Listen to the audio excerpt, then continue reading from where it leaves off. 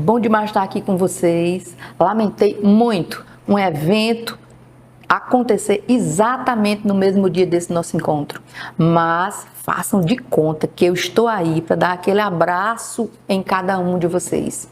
A mim foi dada a oportunidade, através do convite feito por Ana Virgínia, de trazer para vocês um pouco do que é disposição. O que será que a gente pode estar conversando sobre nutrição e disposição? Se alguém fosse lhe perguntar o que é para você ter disposição, o que seria? Para mim, ter disposição, eu tenho isso quando me acordo a cada dia, é ter gás, energia e dizer pronto, agora eu estou pronta mesmo para tocar o dia. E a gente precisa dessa disposição na hora que a gente acorda até o final do dia, senão simplesmente não acontece. A gente não consegue nem cumprir com tudo que a gente tem determinado para as nossas obrigações. Disposição é exatamente o contrário do cansaço, da fadiga, do mau humor, até mesmo do intestino que não funciona. Quando alguém chega para você e diz, meu intestino não está funcionando, eu não consigo ter disposição, eu passo o dia inclusive mal-humorado, aí você já faz uma correlação que tem alguma coisa a ver com a condição intestinal de alguém e a disposição dela. Então, veja como tudo está extremamente interligado. E aí eu pergunto a você, como é que está a sua disposição? O que é que você tem feito ao longo do dia para melhorar a sua disposição? Você acha que a nutrição vai fazer algo por sua disposição? Na realidade, quando a gente entende para que serve a disposição, é preciso fazer a associação que ter foco, ter movimento, dar conta da produção, ter ação, até mesmo ter condição de ter o enfrentamento de uma oração, carece que a gente tenha disposição. A nutrição ela faz uma diferença muito grande em relação a isso, porque na realidade nós somos aquilo que comemos. E até digo um pouco mais, não somos só aquilo que comemos, nós somos o que as nossas bactérias boas comem. E você vai ficar curioso para saber que história é essa? Bactérias boas comem? O que é que isso tem a ver com a minha condição de tocar o dia, com a minha condição de trabalhar? Pois é, tem tudo a ver. Na realidade, quando você entende a disposição, você faz essa correlação em ter certeza que tudo que você comeu foi muito bem absorvido, foi muito bem recepcionado e isso foi transformado em energia para a tua vida, energia para dar conta da tua disposição. Se você perguntar como é que alguém consegue ter disposição, eu vou te dizer que através da nutrição você começa a ter disposição quando você tem um cuidado muito grande com a tua vida. Na realidade, o cuidado da tua vida, ela vai além da nutrição, que a gente vai ter mais foco aqui, mas na percepção de como você está cuidando do teu corpo, como é que você está cuidando do teu sono. Existe uma correlação muito forte entre dormir bem e ter foco, dormir bem e ter concentração, dormir bem e ter disposição. A relação da disposição também tem muito a ver com a tua capacidade de, a cada ano, ir a um serviço de saúde e saber como é que você está. Você está em dia com teus exames bioquímicos? Está tudo bem? Porque muitas vezes a gente até acha, não está doendo nada, é porque está tudo bem. Mas tem gente que já tem uma relação meio que costumeira de dizer que uma série de movimentos estão errados, mas que andam errado há tanto tempo, meu corpo já é daquele jeito. Eu escuto no consultório alguém até dizer a mim, eu normalmente, desde que me entendo de gente, eu assim mesmo, o intestino funciona uma vez na semana, mas é assim mesmo, sempre foi assim, isso é o meu normal. Será que você também tem o seu normal, que precisa sair um pouco dessa ideia de que o teu normal não está sendo o saudável, o teu normal parece que não está trazendo a disposição que você quer? Cada um tem sua forma de avaliar. Então, na hora em que você está aí pensando na tua disposição, eu jogo para você a pergunta: você acha que está tudo bem mesmo? Que no dia a dia você está dando conta de tudo? Ou tem algo que precisa ser feito? A minha primeira proposta é fazer com que você tire tranqueira da sua vida. O que é tranqueira para mim? É tudo que você utiliza, alimento que é processado. Está sempre dentro de uma lata, de um saco, de um vidro. Então, será que você precisa disso? Uma coisa é você me dizer, Érica, olha, no dia a dia, na semana, uma correria maior, eu terminei tendo que comer aquele alimento que estava dentro de um pacote, de uma lata, de uma caixa, de alguma coisa. Mas no dia a dia, toda vez que você senta na mesa para comer, fazer uma refeição, tem que ter alguma coisa que é industrializada. Tá errado aí, viu, minha gente? Então, sem dúvida, se você é desse tipo, sua saúde já deve estar gritando. E provavelmente você pode até estar dizendo, não sei porquê, de uns tempos para cá eu ando tão fadigada, tão cansada, acordo de manhã doida para continuar na cama. Olhe, vá por mim que tem alguma coisa errada e você pode já fazer o certo antes de até ouvir um profissional de saúde. Vá na sua cozinha, faça essa sua avaliação. Tem tranqueira? Precisa estar? O que é que eu posso mudar? Em relação à hidratação, há uma tendência muito grande das pessoas não gostarem de água. Tem até gente que me diz, eu não gosto de água porque não tem gosto de nada. Tem até umas águas frutadas, né? Se assim a gente pode dizer, se colocar num vidro frutas dentro, um chá de hortelã, um gosto diferente que dá um sabor à água e fazer com que essa água saborizada, de repente, chame um pouco mais da tua atenção para você poder usar. A conta da água que você precisa é a multiplicação de 25 a 30 ml por teu quilo de peso. Faz tua conta. Veja aí se você está se hidratando tanto. Quando a gente normalmente avalia pele, unha, cabelo e vê que está muito seco, é porque está faltando água na história. Ou então, quando a gente urina e dá uma olhada na cor do xixi e vê que está muito forte, também está faltando água na história. E muitas das vezes, só em você se hidratar, sua disposição já melhora, porque você faz o dever de casa, você traz para o teu corpo aquilo que ele precisa. Por quê? Em tudo que a gente faz, o corpo gasta água. Até dormindo, o corpo gasta água. Então, é preciso que a gente cuide da hidratação. O intestino, por exemplo, se ele não tiver se dentro daquele corpo não tiver uma boa hidratação, a primeira coisa que vai acontecer é ele ficar mais devagar e reter as fezes. E aí, eu estou colocando para você a figurinha dessa escala de Bristol para você encontrar o seu modelinho. Como é que você está? Seu intestino está funcionando bem? O seu modelinho é esse 4, o número 4, que é o bonitão? Se tá, é sinal de que você não tá tão ruim na fita. Mas tem muita gente que é do grupo da bolinha, ou tem muita gente que nem forma, faz cocô igual a um bebê. Essa pessoa está desnutrida, descompensada, desequilibrada e provavelmente a disposição está no pé. Então, olhe por onde a gente tem que fazer o caminho de cuidar dessas bactérias que moram no nosso corpo. E é muita gente, 7 trilhões de bactérias é muita gente para a gente alimentar. Por isso, você tem que cuidar dessa alimentação para estar alimentando essas meninas. É como se a gente tivesse uns verdadeiros inquilinos na vida da gente. E já viu inquilino morrendo de fome? Então você tem que cuidar desse povo já se hidratando. Um outro ponto é você comer fibra. Então é preciso utilizar fibra para que a composição da fibra, ela vai fazer com que haja uma fermentação na digestão e essa fermentação, ela é nutrição para as bactérias boas. Então, você vai encontrar fibra aonde? Nas frutas, nas verduras cruas e nas sementes.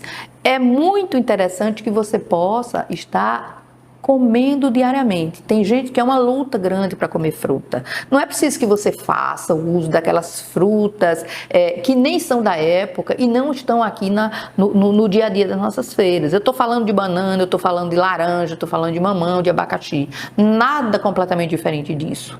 E também a gente pode pensar em hidratar as sementes para com essa hidratação ela fazer com que essa fibra ela faça uma diferença grande no intestino. E aí trago para você uma receita super fácil. Você pode pegar 2 colheres de sopa de chia ou linhaça e hidratar com o dobro d'água. Você vai deixar isso da noite para o outro dia. Você vai observar que no outro dia de manhã está formado aí um gel. E é esse gel, né, com sementes que se hidrataram, que você vai misturar com fruta. Né? É uma opção muito interessante. Aqui eu também posso trazer para você a receita da biomassa da banana verde. Dentro da banana verde, nós temos o amido resistente, que também é maravilhoso para o intestino. E você sabe, intestino funcionando, bactéria boa nutrida, é disposição na certa. Como é que você faz a biomassa da banana verde? Você vai na feira, compra uma penca de banana verde e vai bater no liquidificador com água, certo? Depois que você bater com água, você vai colocar naquelas forminhas de gelo e levar para congelar. Faz a conta de quantas bananas você conseguiu bater e quantos cubos de gelo deu. Porque é interessante que todo dia você use a quantidade de cubo que representa uma banana, certo? Você vai misturar isso com o quê? Essa banana verde, ela não tem gosto de nada. Portanto, se você quiser misturar com uma fruta, dá muito bem. Ou então, se você quiser fazer um purê de batata e botar a biomassa dentro, também dá muito certo. O importante é você usar. Você usando a biomassa, cuidando da hidratação, olhe, vou te contar, você já vai ter aí uma nutrição do teu digestório de forma diferente. E você vai observar que antes de você ter esse digestório paradão, lá formando bolinha, ou então daquele time que dizia, funciona uma semana sim e outra não, e você olha para a pessoa e fala, não sei como é que essa pessoa ainda está falando, mas ela está dizendo. E aí você vai ver que tem uma diferença quando tudo isso começa a de fato ser normal. Existem também alguns outros nutrientes que a gente pode estar trazendo aqui para a nossa conversa e você entender que ele vai mexer na tua disposição. É o ferro. O ferro é considerado moeda de energia. Junto com a vitamina C, que vai aumentar mais ainda a absorção dele, tem uma ação maravilhosa na tua disposição. Muitas vezes você está assim, cansado, com sono, parou de falar com você, você cochila, a anemia está batendo na sua porta, está faltando ferro na sua comida. Então precisa analisar como é que está o consumo de carne, como é que está o consumo de cereais.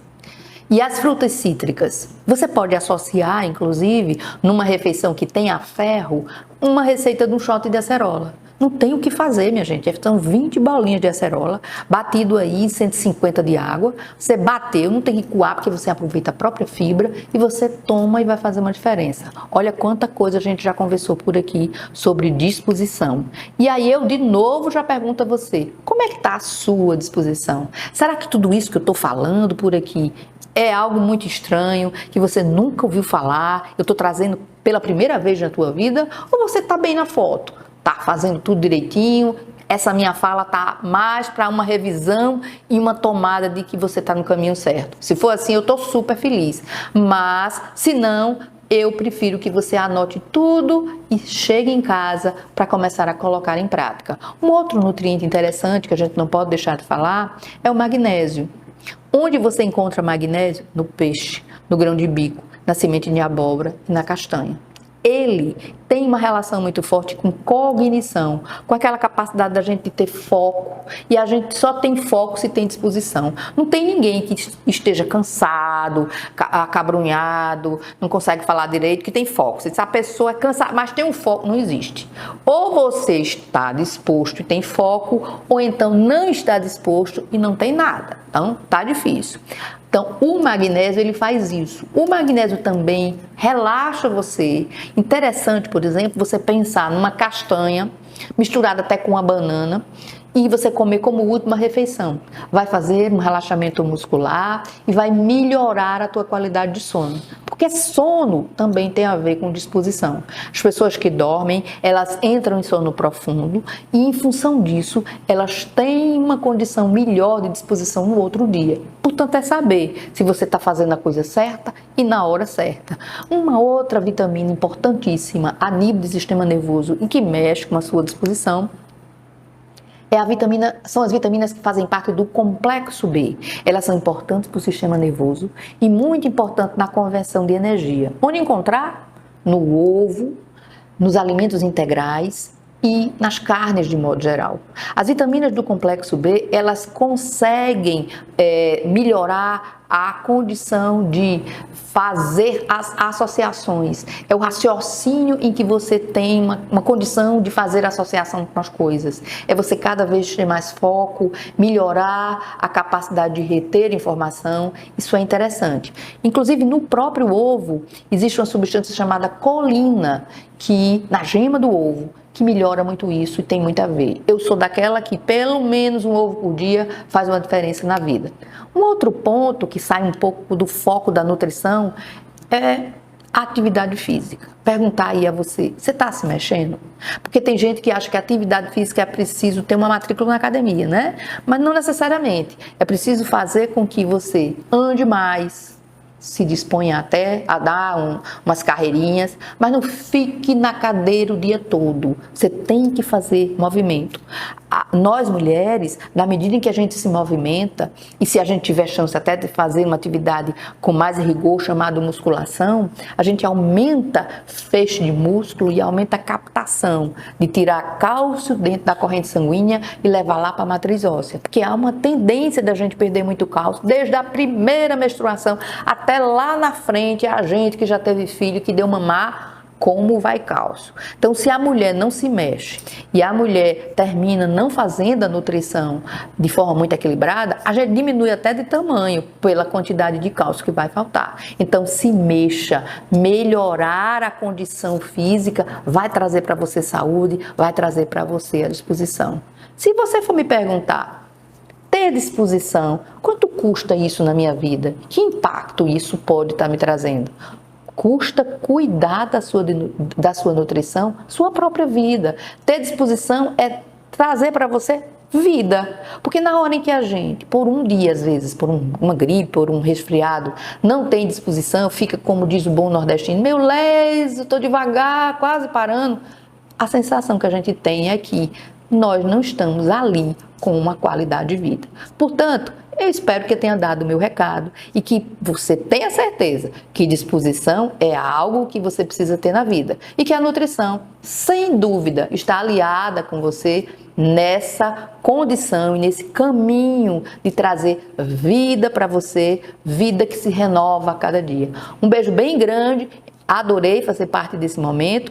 Gostaria de estar até dividindo com você a condição de você ir lá nas minhas redes sociais, clica aí no QR Code e aí com o QR Code você vai interagir comigo, ir lá no direct, dizer o que é que você quer que eu fale, discuta, traga vídeo, enfim, minha gente, vamos fazer essa correlação. Eu trabalho na ação integrativa e eu acredito que a minha missão por aqui é levar a informação da nutrição para você onde você estiver. Um beijo grande, mais uma vez, estou super feliz por estar aqui, agradecer novamente a pessoa de Ana Virgínia pelo convite e espero que eu tenha deixado aqui o meu recado para você do que é disposição e do que você pode fazer diariamente para garantir a sua disposição.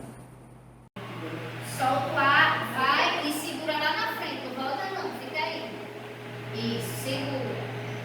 Olha pra baixo, a minha coluna. Lembra de dar uma forçadinha. Volta pra frente, vai pra trás alguma vez.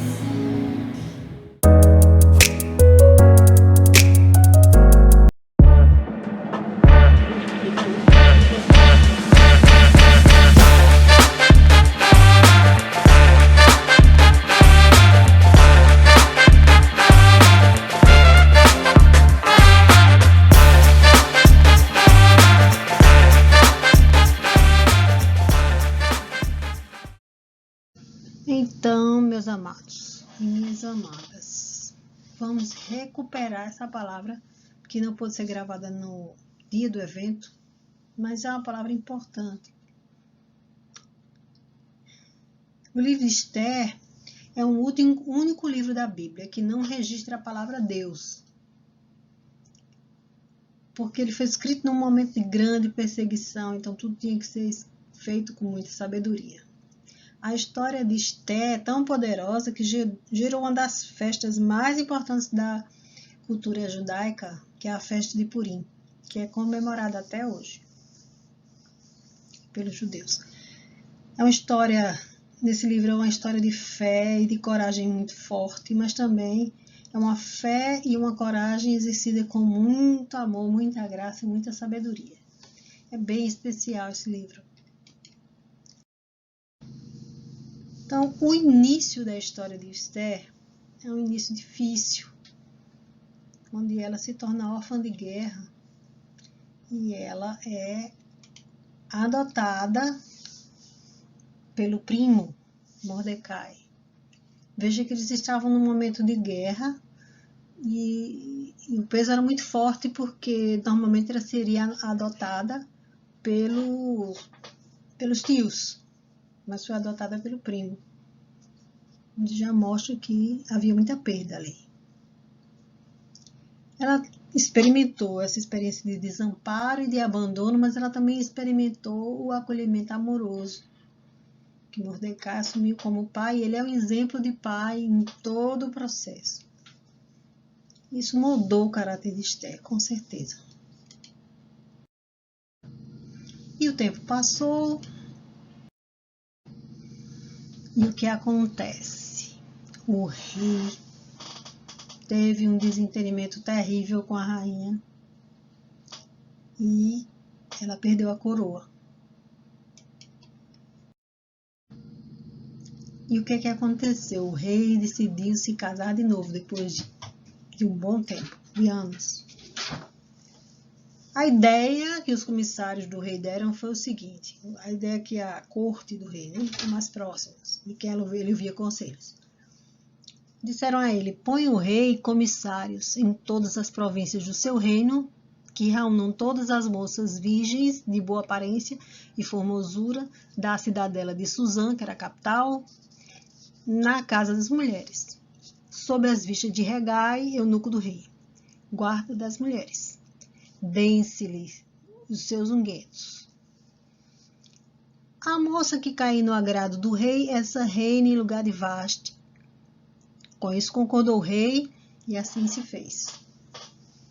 Só que, meus queridos, você está pensando que isso era uma coisa feita de comum acordo? De maneira nenhuma. Era assustador.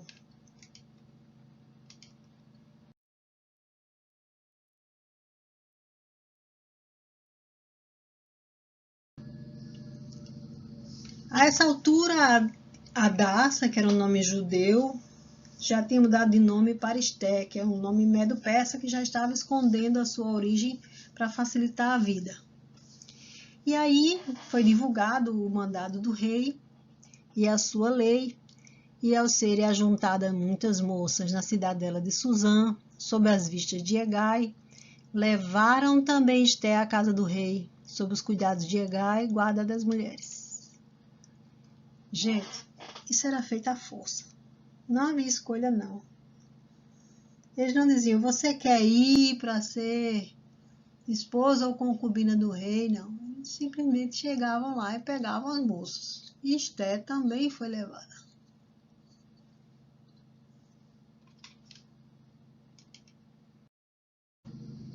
E, novamente, a família foi tirada de Esté.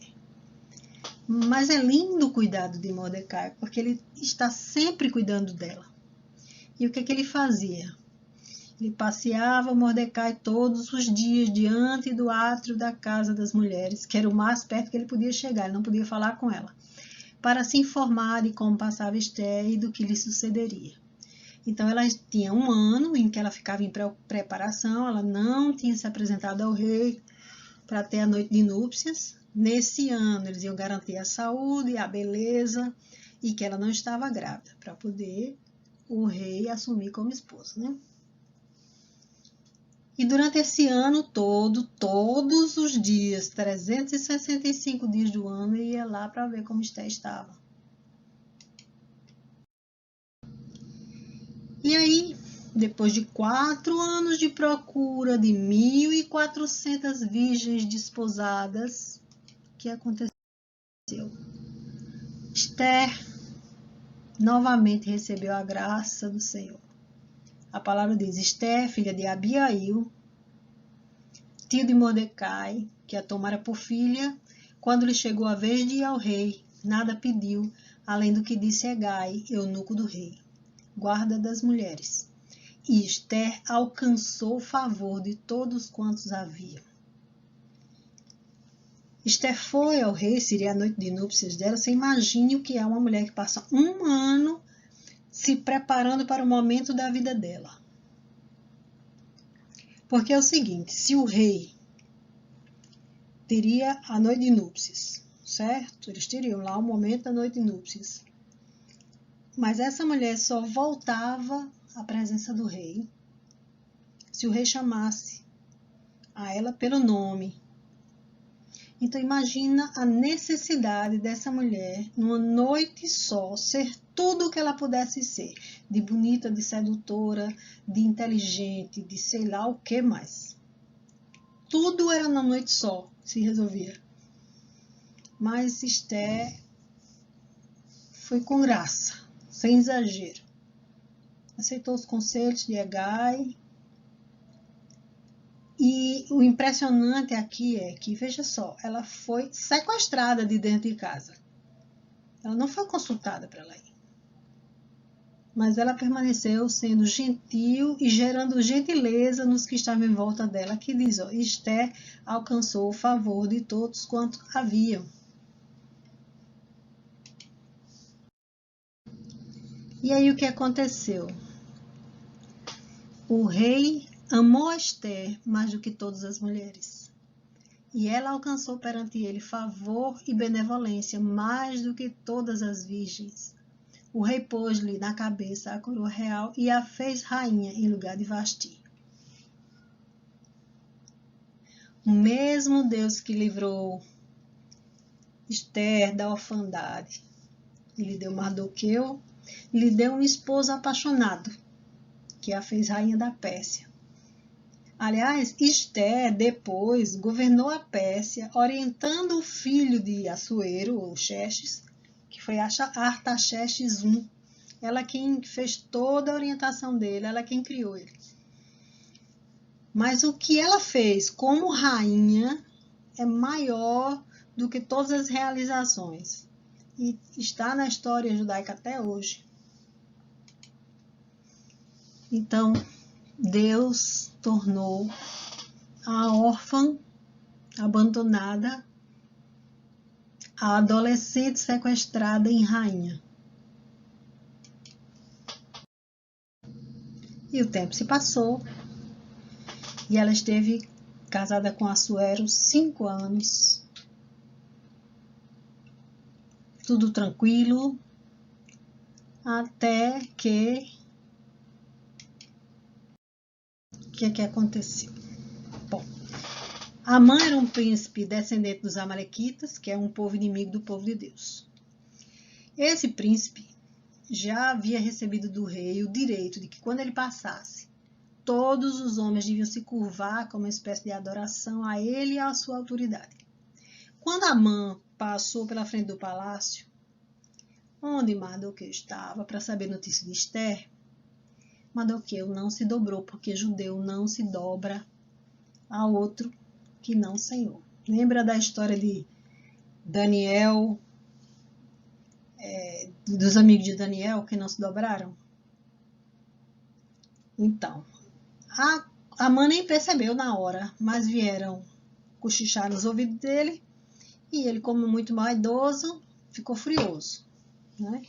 Então, a vaidade de Amã, vocês podem ver nesse personagem aqui, que está aí com a sombrinha, todo mundo se dobrando diante dele. E Mardoqueu bem sentado. Mas aí a vaidade de Amã virou ódio a Mordecai e mais ao povo de Mordecai. Complicado.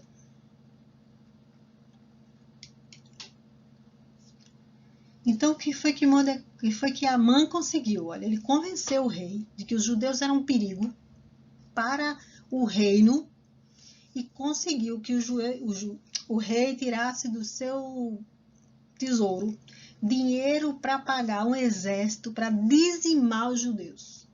E foi marcado o dia 13 de Adar, segundo o calendário judeu, seria o dia dessa dizimação. Só que 13 de Adar é um dia antes da Páscoa, certo? E aí ficou complicado. O que foi que aconteceu? Mordecai, quando soube disso, vestiu roupa de luto, que era uma roupa de pelo de cabra preta, que é uma roupa que coça, que incomoda, né, como o próprio luto, e passou cinza, lembrando, né, eu sou pó, ao pó voltarei. Então, mostrando todo o sofrimento dele, ele começou a clamar nas ruas, em frente ao palácio. E a Bíblia diz assim: quando soube Mordecai tudo quanto se havia passado, rasgou suas vestes, se cobriu de pano de saco e cinza, saindo pela cidade, clamou com grande e amargo clamor. E chegou até a porta do rei, porque ninguém vestido de pano de saco podia entrar pelas portas do rei. E aí, Esté sabe da história através das servas e tal, e manda um eunuco falar com Mordecai, que ela não podia falar com ele. E aí ele diz tudo o que estava acontecendo, manda uma cópia do edito, né? E diz a ela assim,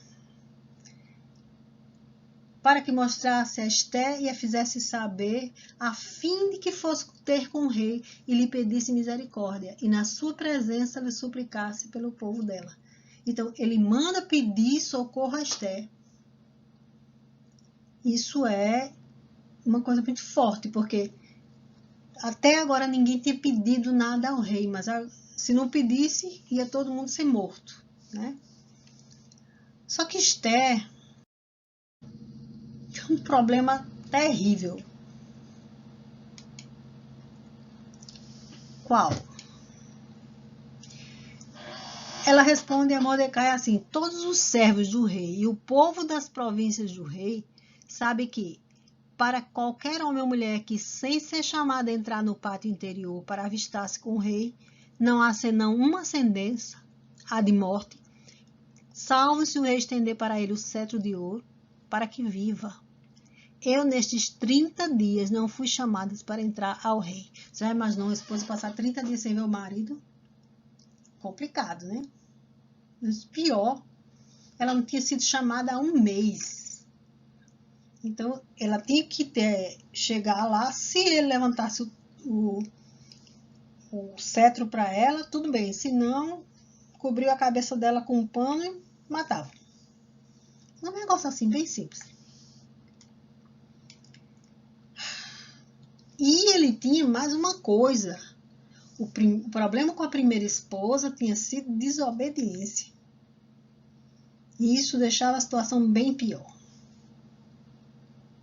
Vamos ver o que é que vai acontecer. E ela tinha que resolver duas coisas. Ela tinha dois problemas sérios. Certo? Quais? Primeiro, ela tinha que chegar no rei e continuar viva. Não era só isso. Ela tinha outra coisa que era o mais importante. Para resolver o problema, ela tinha que convencer o rei a atender o pedido dela. Ela precisava da bênção do Senhor para escapar da morte e de sabedoria para convencer o rei. Olha, esse é o grande momento de Esther. Ela está entre o passado dela e o propósito dela. Ela está entre ser a órfã, abandonada, porque todo luto é um abandono, a órfã desamparada, a adolescente sequestrada, ou ela é a filha amada e a rainha da Pérsia. É a grande bifurcação da vida dela.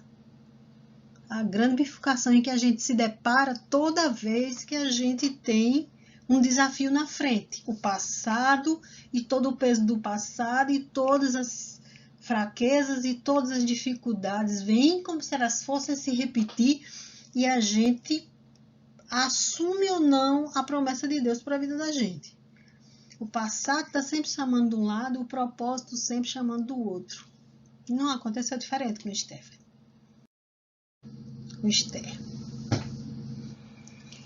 Aí Mordecai, para exortar Esther, para fortalecer, disse: Então lhes disse Mordecai que respondesse a Esther: Não imagines que por estares na casa do rei só tu escaparás entre todos os judeus. Porque se de todo te calares, agora de outra parte se levantará para os judeus socorro e livramento, mas tu e a casa de teu pai perecereis. E quem sabe se para conjuntura como essa é que foste levada a rainha. Pronto. Minha querida, seu propósito está aí, na sua mão. Assuma. Deixe esse negócio de passado para lá. Não pense só em você, que o seu propósito é maior do que o que você já foi.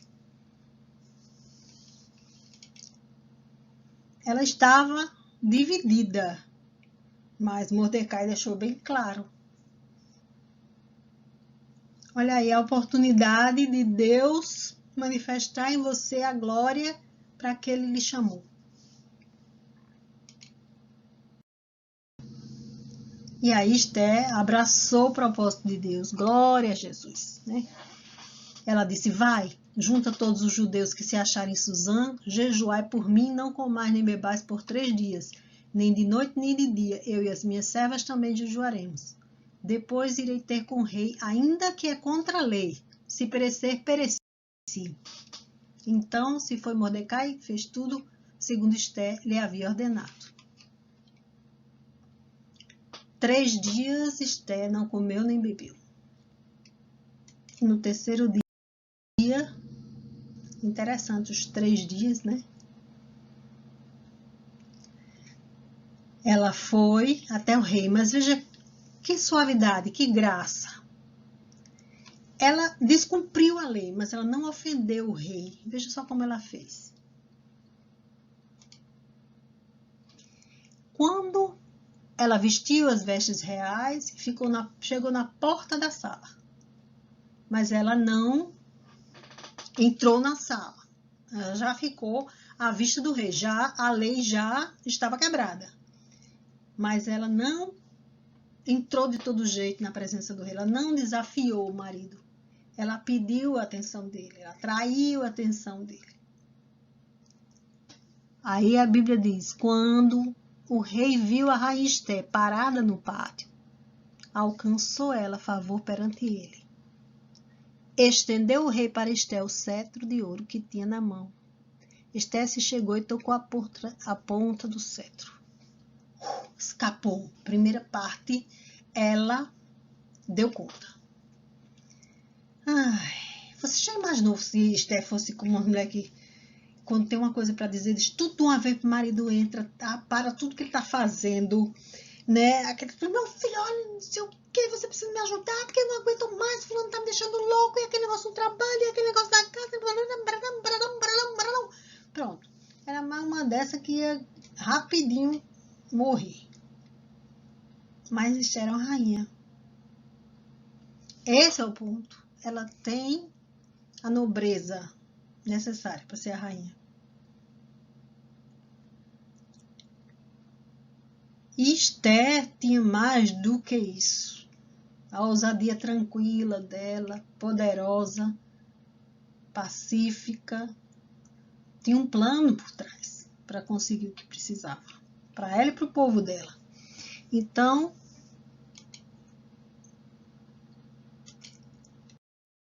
o que ela fez? Ela usou primeiro a estratégia do banquete. Ela disse, convidou ele para um banquete. Olha, Assuero amava banquete. Ele fez um banquete de 180 dias. Foram 6 meses de banquete, gente. Se tem uma pessoa que gosta de banquete, esse era Assuero. Não é? E ela fez um banquete muito específico, que era para vir só o rei e Amã. Muito inteligente ela. Uma estratégia do Senhor. E o banquete particular incluía show, bebida, dançarino, comidas diferentes, formas de servir diferentes. É como se você estivesse levando para um spa, um momento de entretenimento. É tipo assim, como se, meu filho, você está trabalhando tanto, vamos relaxar um pouco, entendeu? Ela é uma forma de cuidar do rei. Aí o rei gostou tanto do banquete que ele chegou e disse para ela: qual é a tua petição? E se te dará. Que desejas? Cumprir-se-á, ainda que seja a metade do reino. Ora, ela estava muito bem, obrigada, já estava ganhando a metade do reino, né? Beleza. O que ela fez? Não, meu senhor. Vamos lá. Eu quero que venha amanhã de novo para outro banquete. Menina, ele passou a noite pensando nesse banquete, com certeza. Poxa, esse primeiro foi tão bacana, tem outros, como será que foi? E ele começou a sair daquela postura de rei, ocupado com o reino, com isso, com aquilo, e ele se tornou ali marido. Ele se tornou um homem. Ele se tornou o dono da casa. E ela precisava de falar com o marido dela. Mas o marido dela precisava chegar à posição de marido. Não é? E ela tinha passado o primeiro banquete todo cuidando dele, das coisas que ele gostava, de alegrar o coração dele. Imagine. No segundo banquete, ele já tinha o terreno preparado para pedir. Não é? E era pedindo para ela mesma como principal beneficiária, a mulher dele. E ele, na posição de marido, já escuta a esposa.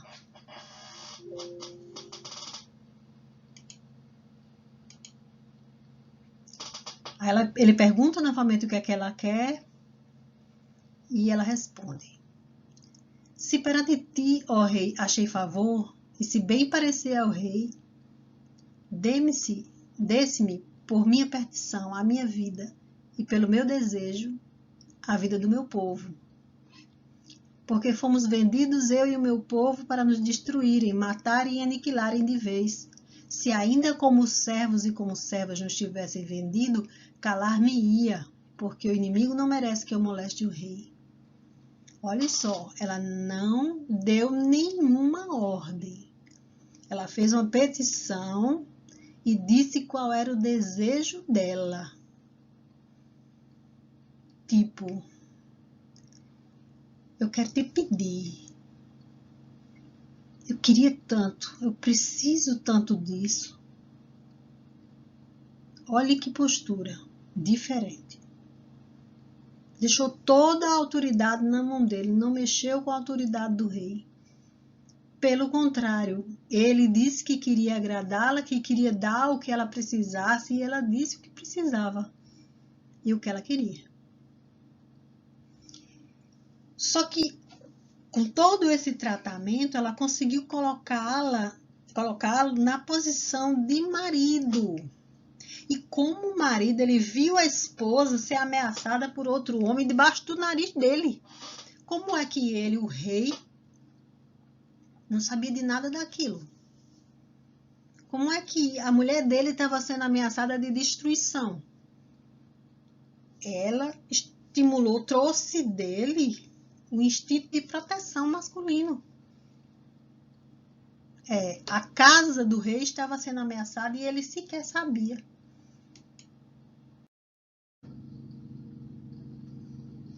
E aí ela não disse quem era, ele perguntou.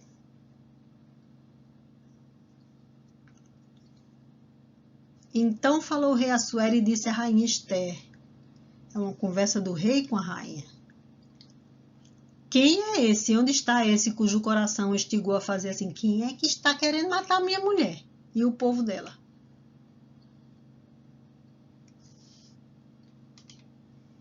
Ela disse: é esse mau Amã. E Amã foi enforcado como traidor. Se você ler a história, tem mais detalhes que eu tenho que pular para a gente levar a palavra, mas ele foi enforcado como traidor do país. Porque ele atentou contra a rainha.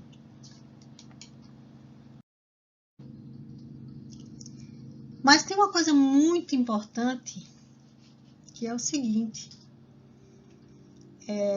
O rei tinha dado um decreto, autorização para atacar os judeus e para pagar os mercenários que iriam atacar os judeus no dia 13. Ele não podia desfazer essa ordem, porque os decretos que são selados pelo anel de Deus do rei não pode se revogar. Mas ele podia fazer um outro decreto, e ele fez outro decreto que armou os judeus e para que eles se defendessem. E em 2 dias de combate, os judeus mataram 75.000 inimigos e sobreviveram. É isso que os judeus comemoram até hoje.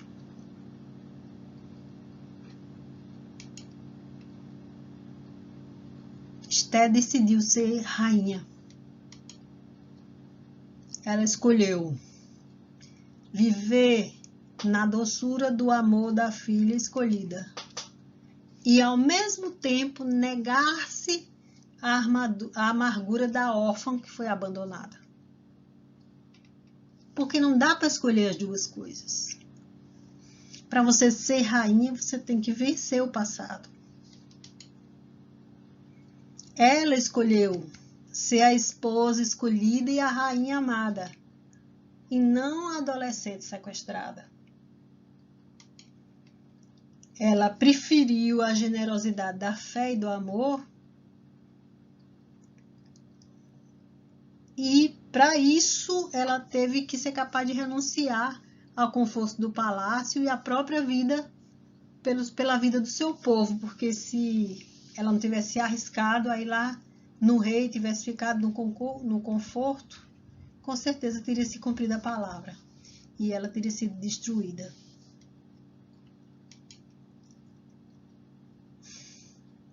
E vocês veem pela titubeada que ela deu, não posso porque o rei não me chamou e tal, que ela tinha medo. Mas coragem não é não ter medo, coragem é enfrentar o medo. É fazer as coisas com medo mesmo. E uma coisa mais forte do que o medo aí seria a amargura. Nada mais paralisante do que a amargura. E ela teve que vencer isso. Eu quero só lembrar que todos os livros da Bíblia, cada um deles traz a imagem de Cristo para a gente. Esther se colocou em risco por causa do povo dela. Ela ofereceu a vida dela para salvar a vida do seu povo. Jesus fez a mesma coisa. Ele mesmo disse: eu sou o bom pastor dá a vida pelas ovelhas.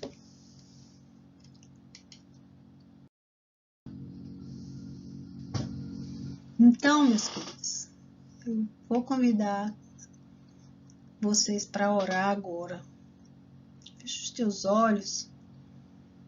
Senhor, em nome de Jesus, lava o nosso coração de toda amargura, de todo abandono, de todo medo, de todo ressentimento, de toda dúvida, de todo medo de avançar. Lava, Senhor, para que a gente tenha coragem de optar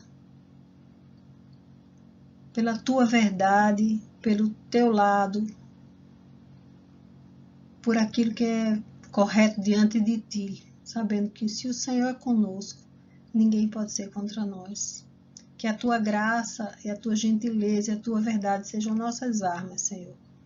Nós não precisamos de agressões físicas nem verbais, porque que o teu poder opere em nós. Abençoa cada pessoa que está escutando isso agora.